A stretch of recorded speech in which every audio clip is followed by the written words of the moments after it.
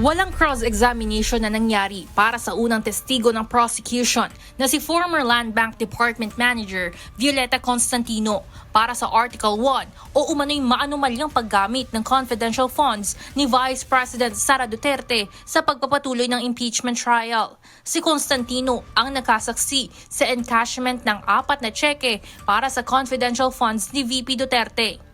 Ayon sa defense spokesperson at siya ring counsel na naka-assign para sa cross-examination na si Attorney Michael Poa, wala itong nakitang issue sa testimonya ng testigo na kailangang himayin pa. Wala namang questionable, wala namang damaging na nailabas ang ating witness at regular lang naman na yung witness ay nag-identify ng mga cheque at hindi naman natin kino-question yun. So I didn't want to prolong the proceedings and be petty by asking questions pa kung hindi naman kinakailangan.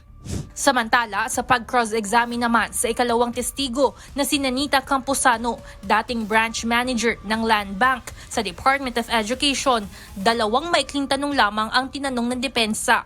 Si Campuzano ang nangasiwa sa pag-encash ng 37.5 million pesos na confidential funds sa DepEd noong kalihim pa dito ang bise.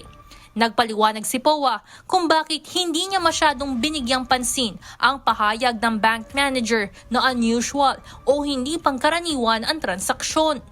Well, kasi yung unusual para sa akin, that's the opinion ng bank manager. I don't see how it will affect the case. Hindi naman siya matter at issue dito. Hindi naman kine-question yung validity noong encashment, diba? So, I thought it was petty, for us to even dwell on that.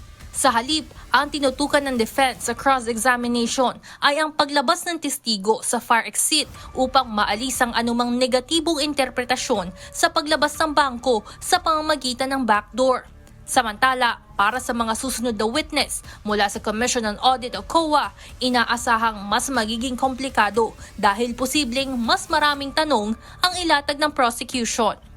Sa amin naman po, hanggat makakaya, kung pwede namang hindi na questionin ng mga bagay-bagay in terms of official documents, etc. Hindi na ko rin naman po gagawin, hindi na lang gagawin ng defense team. Paglilinaw ni Attorney Poa, hindi ito nangangahulugang sumasang-ayon ang depensa sa lahat ng testimonya. Pananaw ng defense, hindi lahat ng bagay ay kailangang pagtuunan ng mahabang cross-examination, lalo na kung wala naman itong direktang kaugnayan sa pangunahing isyong dapat pagtuunan sa impeachment trial. Evan Alvarez, humahataw sa Balita Ngayon.